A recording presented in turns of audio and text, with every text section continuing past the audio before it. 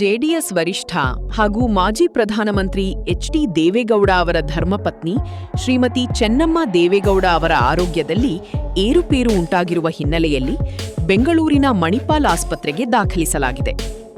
ಉಸಿರಾಟದ ತೊಂದರೆಯಿಂದ ಬಳಲುತ್ತಿದ್ದ ಅವರನ್ನು ವೈದ್ಯರ ಸಲಹೆಯ ಮೇರೆಗೆ ಆಸ್ಪತ್ರೆಗೆ ದಾಖಲಿಸಲಾಗಿದ್ದು, ಸದ್ಯ ತಜ್ಞ ವೈದ್ಯರ ತಂಡದಿಂದ ಚಿಕಿತ್ಸೆ ಮುಂದುವರೆದಿದೆ.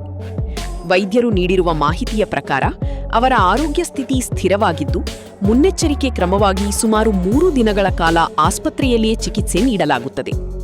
ಆರೋಗ್ಯದಲ್ಲಿ ಸುಧಾರಣೆ ಕಂಡುಬಂದ ಬಳಿಕ ಡಿಸ್ಚಾರ್ಜ್ ಮಾಡುವ ಸಾಧ್ಯತೆ ಇದೆ ಎಂದು ವೈದ್ಯರು ತಿಳಿಸಿದ್ದಾರೆ. ಇದೀಗ ಚೆನ್ನಮ್ಮ ದೇವೇಗೌಡ ಅವರ ಆರೋಗ್ಯದ ಮೇಲೆ ವೈದ್ಯರು ನಿರಂತರ ನಿಗಾವಹಿಸಿದ್ದು, ಚಿಕಿತ್ಸೆ ಸುಗಮವಾಗಿ ಸಾಗುತ್ತಿದೆ.